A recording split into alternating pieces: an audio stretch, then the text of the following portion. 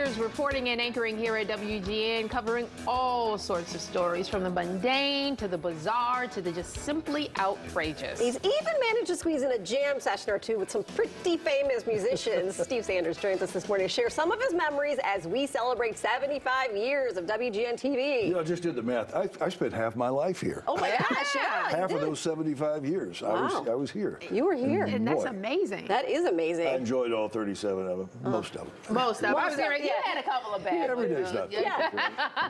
We were talking about music too, because you even got to play with Buddy Guy. And you know, it's funny, I didn't, for the first, I don't know, 25 years I worked here, I would never pick up a guitar and play because I thought that was sort of not what anchormen did. Can you imagine Walter Cronkite playing No, that's a true. guitar somewhere? But he's not as cool as you. I think I got over myself is what I did. But it just really humanized you. I mean, people got to know you through your music and your love of music. I knew things had changed once when I was in downtown traffic and I was at a red light and there's a cab driver next to me and I look over, he honks, and he looks over and smiles and goes. Yeah. We're on B-roll right now, Yeah. but yeah. Does the guitar? Yeah. That's so cool. He's on the air guitar there. So you said you had a movie in your mind about how it was started about WGN. You know, this place was so different, I think, from other big market stations because we didn't have a network. But anyway, so we had to find ways to fill programming. And my first week on the job, WGN Radio was upstairs on the second floor. And so I'm touring radio, and I hear a big mellifluous voice coming out of a broadcast booth, a radio booth, which is kind of small. And, you know, there's been another bombing in Beirut, the third in as many months, so many people dead. And I look over, and the guy's full up in bozo gear.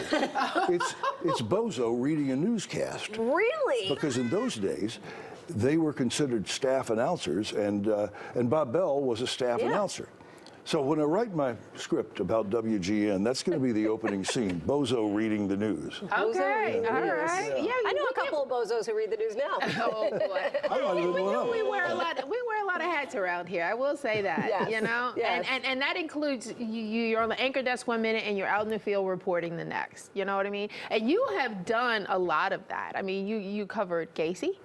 Yeah, you know, I was hired here as a reporter, so I kept that skill set going, you know, even after I was anchoring. And yeah, you know, in 1993, I got a phone call from John Gacy from prison. No. Yeah. Oh yeah. It was. I'm telling you, at the end of that half hour, my palms were sweating. I mean, you know, you're talking to a genuine psychopath. Right. You know, Oh man. of course, he's in jail, but still. you think, what if he ever got out? You know, but no, he was upset with WGN because we were airing a made-for-TV movie.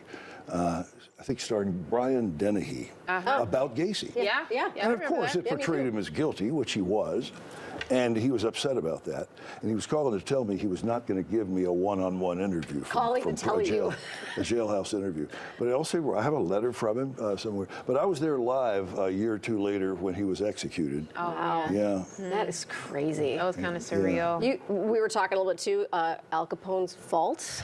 Yeah, use the air that quotes. was. You were I'm there? not sure if that was one of WGN's prouder moments, but boy, did they get a lot of viewers. It was, you know, we had the Superstation in those days, and WGN's programming was identical to the Superstation. So, yeah, it was really much hyped. Al Capone's Vault.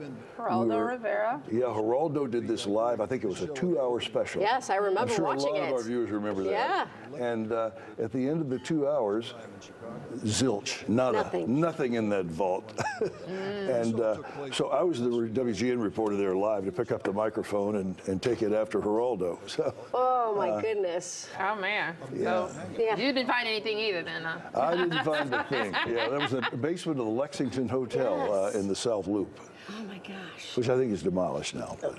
You also got to cover a lot of great human interest type stories. Pam Grimes, our special projects producer, was here. Yeah, worked hand in glove together on so many things. She's one of the most talented producers you'll ever see. I think you had her on last week. Yeah. And so any stick out to you besides maybe Emily Bear?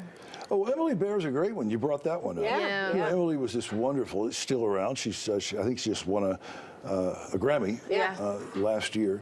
Emily was 6 years old when we came across her, and we did a story on this phenom. I think my opening line was This is a story of a little girl who was born with a gift, and she opened that gift early. But a phenomenal pianist, and it's been fun watching her grow over the years. But I think that initial story we did, it was put on YouTube, and I think it's gotten well over 30 million hits. You know? We're almost out of time, so we want to make sure that folks know you are still out and about doing your thing, too. I'm doing a lot. Yeah. I'm enjoying it. Hey, Music, listen, the highlight especially. of my day is playing Wordle. I'm in a rock band. Yes. Yeah. Can people come see you? Hey, we got a gig tomorrow night. That's amazing. At Little Honeycomb in Winnetka. It's a benefit for the Winnetka Village Follies. So cool. And we're working on, we're work in progress, but I think we're pretty good. And That you're is still great. having fun. Yeah. You look great. Yeah, you do. you. Feel good. And congratulations on the success of this show. Thank you. Thank you. It's a You beautiful watch. I set. know. I feel good. Yeah. Steve watches. That's what I'm here for, to make you guys feel good. Yes. Thanks, Oh, Steve. thank you, Steve. So Thank good you. to see you. Yeah. Thanks It's for a sharing pleasure. your memories. Yes, we And thanks for appreciate letting me wear blue jeans and snow always. boots on the set. Oh, Hey, of course. anything goes on this show. Do Okay. you, man? Yeah.